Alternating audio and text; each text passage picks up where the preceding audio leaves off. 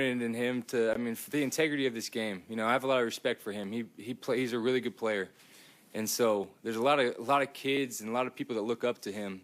And for him to make comments like that, he's just showing that, you know, that's acceptable to do that kind of stuff and say that kind of stuff. And so, I mean, it's disappointing for one of the best players in this league to come out and say something like that.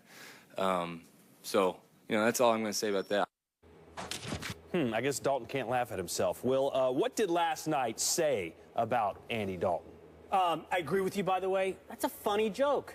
Daisy, Red Ryder BB Gun, Red Rifle, that's funny. Unfortunately, Andy Dalton didn't find it funny, and what it tells us, I think more than the game outcome, is that Andy Dalton is not very confident, at least in his football ability. In fact, he is flat out insecure about his football ability. How else would you read so negatively into that joke that you're the Daisy Red Ryder, that he turned you, that J.J. Watt and the Houston Texans turned you into the Daisy Red Ryder? I don't think Andy Dalton believes in himself. Confident people can take jokes. And that's a shame, Kate, because the Bengals, and for that matter, Andy Dalton, are pretty good. Andy Dalton has the 4th highest QBR in the league this year.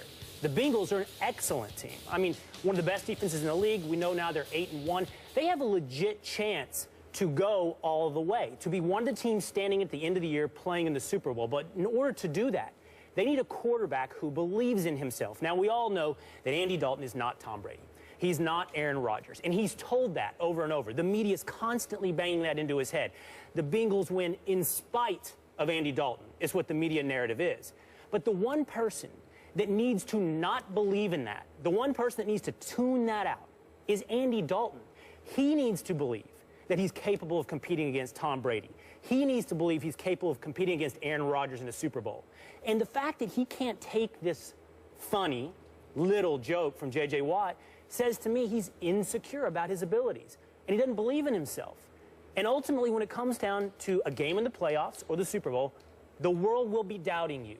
Your teammates will need to know you believe in yourself. They're going to need to believe in you as well. And this suggests to me that Andy Dalton, and by the way, his playoff record, cannot be a guy relied upon in those situations. I hope I'm wrong. I like Andy Dalton. I like the Bengals. But this right here says, I think, a lot more than just he's sensitive and can't take a joke. It says he's insecure. Wow. I feel bad about myself now. I can't take a joke. I'm very sensitive to Are you? what Will just said. Well, I disagree. One, I don't think it's that funny. I didn't think the joke was that funny to begin with. But you told me a moment ago you didn't know what a Daisy Red Ryder was before. True, maybe I don't have enough context about what the joke is supposed to mean. Although I did watch A Christmas Story, so I get it. But I don't think it wasn't funny, meaning I'm offended by it.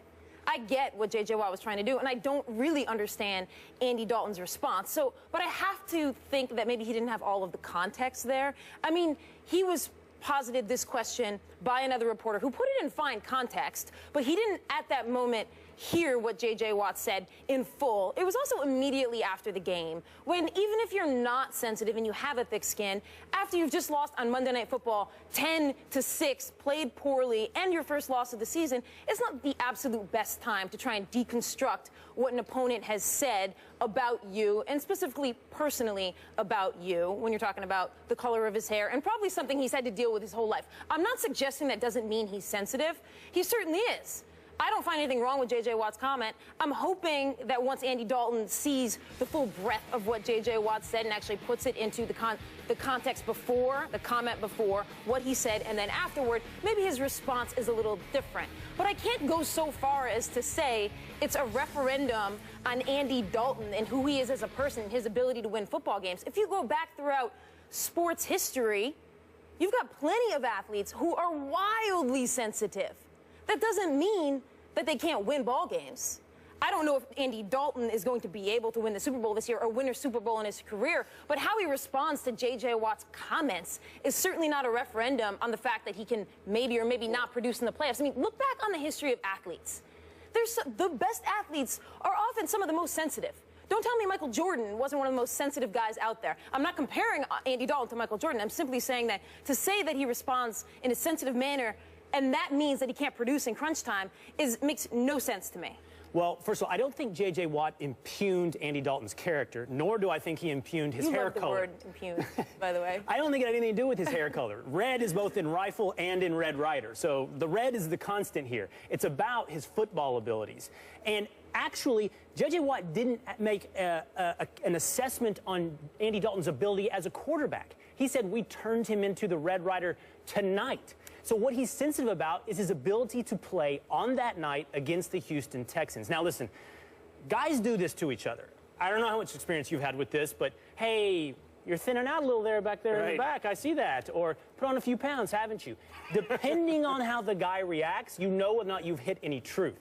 If a guy can laugh it off, you know it doesn't bother him. But if a guy really, really responds negatively, not only do you know, yeah, you have packed on some pounds, but you know it and you're sensitive about it. To me, Andy Dalton's reaction here reveals he believes the same thing J.J. Watt does, that he was turned into the Red Ryder, that he was a BB gun and not a rifle.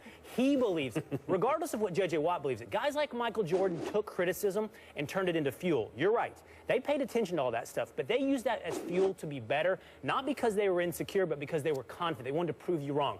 Andy Dalton has a chance. He can prove me wrong and everyone else wrong. I hope he does, because I genuinely like the guy. But I think his sensitiveness, his sensitivity to this right here suggests he's not very confident about himself. But there's a lot of athletes who pretend to be overly confident, and we'll talk about one of those later. Right. And actually, they're masking something. That's actually what fuels them, is that weakness. So, yeah, you're right. If you're going to tease to strength, is what people say. Or if you're teasing to weakness, somebody reacts. You see in the way Andy Dalton reacts. I totally agree with you that that is his weakness. That the Bengals and probably Andy Dalton right now have a chip on their shoulder. They haven't proven themselves. And he needs to not believe that. He needs to believe he is better than a Red Ryder. He needs to believe that he is a Red Rifle. Sure, but if just the Bengals because are to have any chance, that's what they need from him. Sure, but there's not a direct causality between him being a sensitive guy and also going forward this year not being able to produce for the Bengals, especially when you put it into the context of when and where and how he responded to this. I think it would have shown more confidence if he just laughed it off. I thought it was funny. I have a 4-year-old daughter. She comes to me crying all the time that her sister called her a name, and I say, you need to toughen up. Is that basically what you're saying? Quit crying and toughen up? You're better than this? Well, I think that's part of what I'm saying, but actually, I do think it's deeper. I think he needs to be confident in himself. Confident people laugh at jokes. Insecure people take them personally and suggest this is bad for the kids, and you should be a model for the league, and you shouldn't make completely benign jokes about other human beings in this league. But there's some psychoanalysis happening. But a lot of the best athletes are insecure.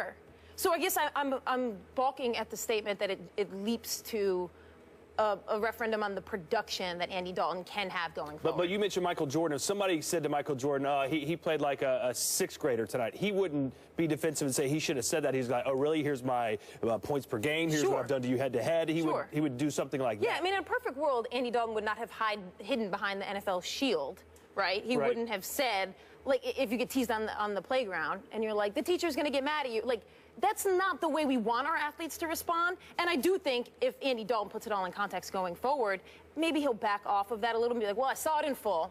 I don't agree with what I said right after the game. I just don't think that means that he's just like wildly insecure all of the time. I think it's a little piece that he hit on. Just when it matters. Just when it matters, just right after a Monday Night Football game.